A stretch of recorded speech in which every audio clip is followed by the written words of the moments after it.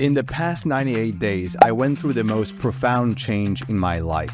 After trying so many times, practicing a dedicated environment for work, keeping the phone in a different room, blocking times, mindfulness, nothing really worked. It just felt impossible, but finally not anymore. It doesn't mean that I'm productive every waking hour. It means that distractions no longer control me. I've been dedicating the past 6 years of my life for improving myself holistically, my physical, mental, and financial health. In these 2190 days, there was lots of research and trial and error that yielded a lot of progress. However, there was one thing that was difficult in particular: living my day-to-day without procrastinating and wasting hours on anything other than what I wished I would have invested my time into. To be like one of those hard workers that put so much effort and work each day so that they eventually are able to achieve their most ambitious goals. But now, I can tell you with confidence and goosebumps that if you do these 3 things, you will be on your way to your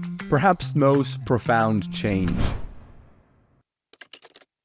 You need to have a strong reason. What I've learned from neuroscientists and psychiatrists is that we procrastinate because we're just designed to avoid doing things that are painful. It makes sense. So what's the point of doing something uncomfortable or difficult if there is no good reason to do it? In relative terms, it's only yesterday that we have started having abundance of resources like food, shelter, and so on, at least in the better parts of the world. The most fundamental reason that got me to try and invest into many different things like building a SaaS after coming back from work instead of playing video games or binge watching TV is because I had a really good reason. I can see how in my future I will not feel fulfilled if all I do as a career is be an employee at a company chasing promotions. I very vividly imagined how in 20 years from today, in my 40s, I would wake up feeling ennui and just with a chronic lack of excitement. Sort of what I would have felt now if I did not do anything about it, but on steroids. So for me, this reason is like a strong tailwind. I internalize that I'm actually steering towards something I could only dream about and away from something that I am maybe even terrified from. This is personal. If you don't know where to start for finding that reason, I would suggest by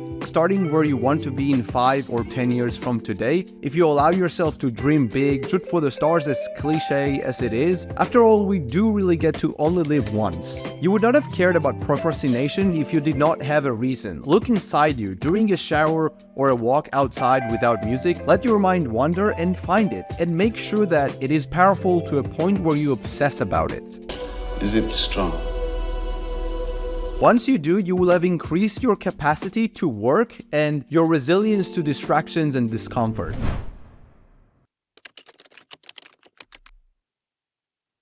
I used to open my phone maybe 35 to 50 times a day, checking social media, WhatsApp, dating apps, scrolling on my phone and on the laptop at the same time, on the toilet, the couch, at work. I always knew this behavior was compulsive, but I never realized how destructive it can be. I tried quitting this behavior multiple times, but ultimately failed to do so. The FOMO and inability to not to have something engaging in front of my eyes always ended up topping my desire to quit. It was Healthy Gamer GG, a psychiatrist that I heard say that being always connected and never leaving time for our mind to not be occupied with something, whether it's work or posts on Instagram, prevents us from emotionally processing and that we're basically numbing ourselves. This sounded super abstract. What is even emotional processing? But I just remembered it and it was left in the back of my mind. And so I just decided to test it and understand it. A couple of months ago, I decided to just stop taking the phone with me to the restroom, stop scrolling on social media,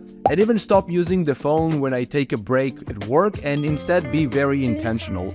Use it when I need it. It sounds impossible. I know, like, what are you going to do? In our day and age, at least, I did not know how it is possible in any other way. But then something amazing happened. The initial boredom while I was sitting on the toilet, or when I just take 10 minutes to relax my eyes from the screen when working, turned into a sense of ease. In a matter of a few days, I started feeling sharper, happier, more energetic, and it doesn't stop there. It became effortless to be like that because it just felt so good. Just like I didn't know how it's possible to not be with the phone, I started forgetting that, and instead I was feeling the other way around. How did I let myself permanently feel a sense of malaise? Now I know what you're thinking. This is impossible. I can't do it.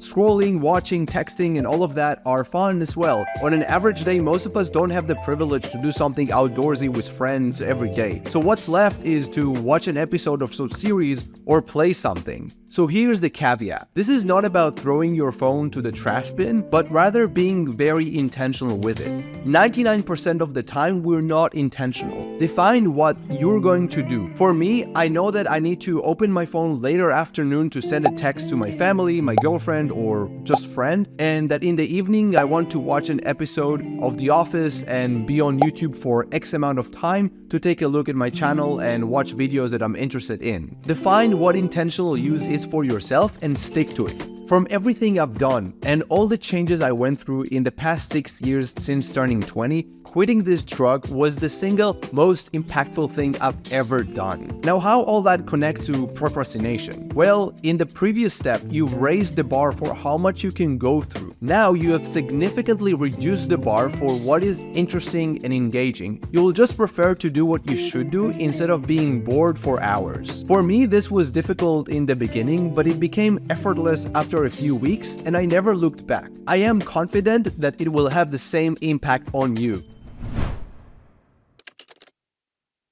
So if I were you, I would have still just feel afraid to make a commitment like that. Doing this for good would have, at least for me, still feel very difficult even with all of this upside. So you're not just going to quit for good, you're just going to commit for 100 days. You do this, it has a starting point and an ending point. The decision to do this for good is not going to be based on willpower. It's going to be made later organically when it's obvious, when you're so better off that it's not even a question. Within those 100 days, when the difficult moments arise, journal, don't quit. Write down what you feel and don't succumb to the short-term urge to just open Instagram or whatever you usually do. It will be more worthwhile than you think. You got this.